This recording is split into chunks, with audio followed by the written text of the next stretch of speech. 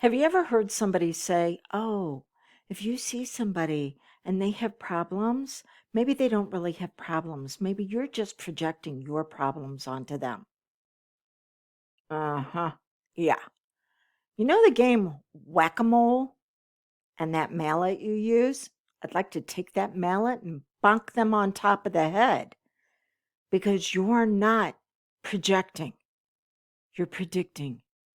You're trying to predict the future and what that person might need. And maybe if you fill it, then they won't abandon you, reject you, find that you're not good enough, or invalidate you. Uh-huh. Because at one point, you were not safe. You were in an experience that was unsafe. I had to look up to make sure that that was a word, unsafe. And you were unsafe because somebody else needed you to be what they wanted, but at the expense of your brilliance and your magnificence. And now you will self-sabotage by dimming your light down, by dumbing yourself down, and holding yourself back without even consciously realizing it, because all of this has taken place in the subconscious. How did this even begin? Because whatever challenges you're experiencing, chances are the seeds of it were placed within you before the age of 13. See, up to the age of 13, our conscious mind, also known as our executive functioning center, isn't necessarily fully developed, which means that anything with intense emotion or repeated emotion behind it, we can wind up accepting into our subconscious, which turns it into a habit and a pattern. And most people don't have habit problems, they have pattern problems because habits that they can be temporary. They can only come out at certain times of the year. For example, I have a habit of putting up a Christmas tree. I don't have it up year round. So habits can be part-time, but patterns are always in place. Think of your conscious and your subconscious mind this way. You know the trash cans that have the lever on them you can stand and the lid pops up? Well, your subconscious mind is the trash can receptacle, and the lid on it is your conscious mind. This is the part where you analyze and you judge, discern, you go through data. The lid is not really formed until age 13. So, up to that point, the lid on your trash can is up, and somebody dumps something in there and it's toxic, you take it. You also take the great things without having to analyze them or justify them or rationalize them. Everything gets put in. And if you were in an experience where you went through what is known as emotional anorexia, you were starved for whatever reason. You did not have an environment that you were planted in where you could thrive. Well, then what you did was you went through what's known as the core four. First one is certainty. You learned that you had to depend upon other people in order to be okay by trying to figure out what it is that they need, what they needed. Then the second one, which was freedom, this is freedom to experience emotions. Instead of having the emotions of, oh, I have choices on how to bring myself out at my very best. No, you went through emotions of drama, crisis, chaos, confusion. And so you never knew what to do next. Then you went up to the level of worthiness where you had to martyr yourself in order to get what it is that you needed. And then the fourth level, which is validation, you learned to connect to others who were hot messes. And maybe if you gave them what they needed, you'd get the crumbs of what you might need in return. And then you come to me and you're like, oh my gosh, 2 clients right now. The one yesterday, I need a new career. Like, okay, yeah. We've been working together a few weeks, and I know after age 13 that if the subconscious is going to accept a upgraded belief system, and I say upgrade for a reason, because once you've accepted something as the truth, it's always there. You need to expand upon it. It is incomplete. It is immature. Now, I tell my addicts, you're going to be addicted to something, get addicted to being healthy. You're always going to be addicted to something. Okay. So I gave him the action of putting out a lot of resumes. A lot. 100.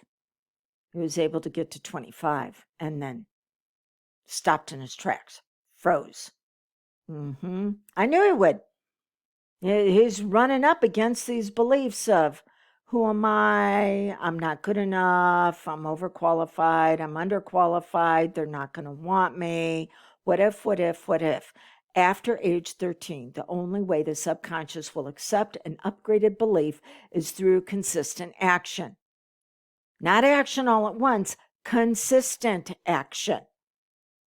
And so he wasn't able to do the consistent action because we had to look at the belief that was coming up to the surface, that he's either not good enough or there's not enough.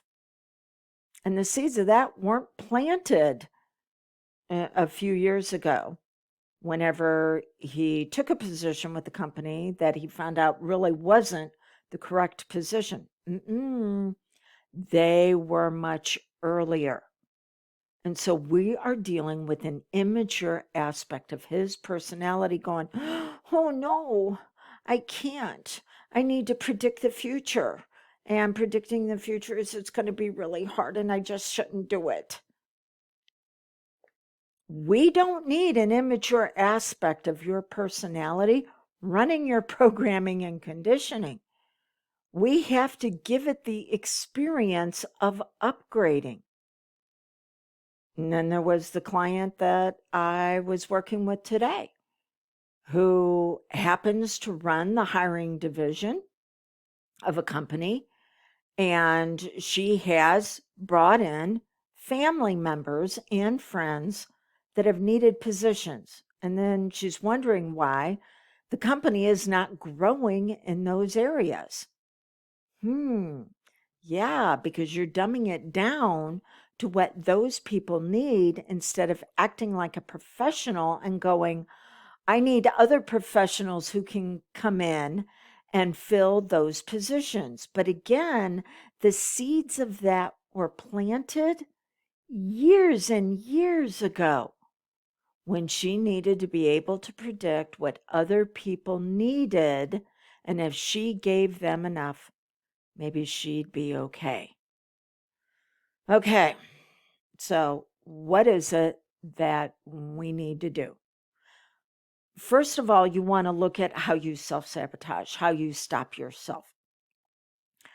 And however you stop yourself is not the cause of your challenges. It is the way you get relief. But I've had people come to me because they are, well, okay, I'm bringing in family members to help me. It's how you get relief from the fact that you are being asked to step up to a level you haven't developed yet. So you're going to surround yourself with people that you know in order to be familiar with what you're doing. Some people call it a comfort zone. There's nothing comfortable about being stuck and struggling, but it is the familiar zone. If you were to take a bullseye and you put familiar zone in the middle, and then the next ring out, you put the terror barrier, and then the next ring out, you put the growth zone.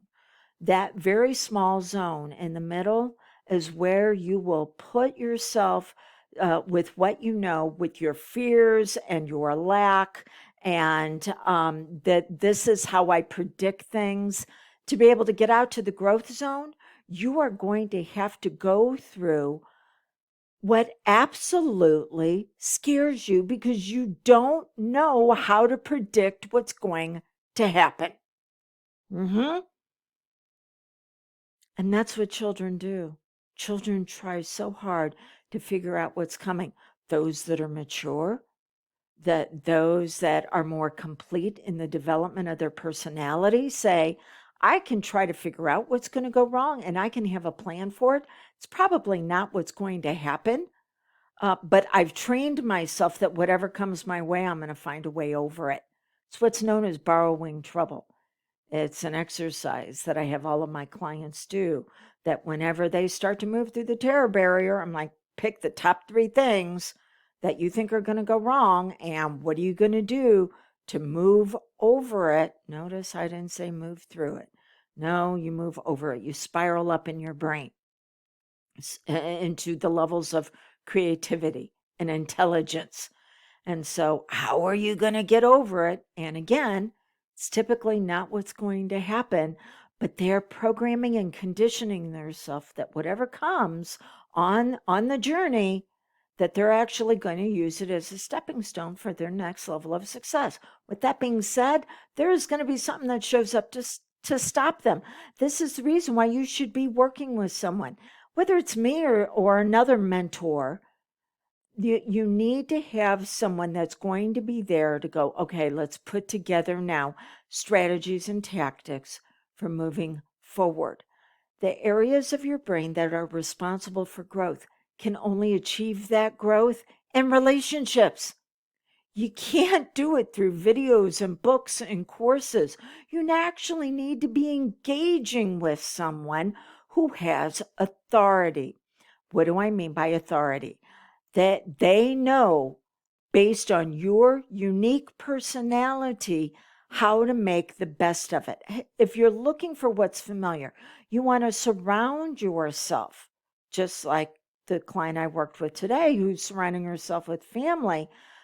That's great. She has what's known as an affinity bias. She favors those like her. That's excellent. So, how can we use that? We can actually use that by developing the leader professional aspect of her personality, which then will have an affinity for other professionals that she can bring in and surround herself with. See, the law of polarity says everything is created as a whole. You're going to have a pain side. You're going to have a progress side. You are too associated with the pain side. We've got to move you through the terror barrier into progress, but that means you're going to have to face something that you haven't come across before, and then you can be able to grow through it based on the relationship you're in with another authority figure who can hand you a success system and says, start these steps. Now, what about the gentleman that I was working with yesterday? He has what's known as a cognizant bias or an affirmation bias, where he is going to look for everything that confirms his beliefs. Yeah, I'm overqualified. I'm underqualified. Well, what's on the other side of that? I'm like, well, where were you just right?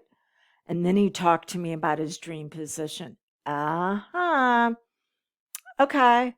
Yeah. So what you want to be doing is you want to be looking for companies that have the potential for you moving into that dream position. Doesn't mean that they're offering it right now, but you can position yourself in such a way that once you're there and they experience your brilliance and magnificence, well, they begin to see that maybe you are right for that position. Okay. So the first thing that you want to do, I don't know, did I already start this list? I might have. The first thing you want to do is you want to begin to recognize that the aspect of your personality that is experiencing the self-sabotage through the symptoms, those symptoms are just getting you relief. If you only address the symptoms, you will never get to the cause. What is the cause? The cause is at some point in your life you experienced emotional anorexia. You were not given the environment to actually grow yourself that was going to be beautiful and beneficial based on your unique personality. Instead, you had to dumb yourself down. It is that part of you that is showing up that is trying to predict the future and say, this is what we need to do, but it'll actually hold you back because that aspect is too immature to handle the fear that is going to come up. You need to be working with an authority figure to develop the area of your personality that has been laying dormant but is ready to be activated for your achievement. Phew, okay. Also, keep this in mind. The journey on the development of you, you're actually going to be on that longer than you are in the goal getting. The goal getting is going to be a side effect of developing your magnificence and brilliance. And we have no idea how far you can take it. So let's enjoy the journey as well as the destination. And if I can assist you with it, I'd be honored.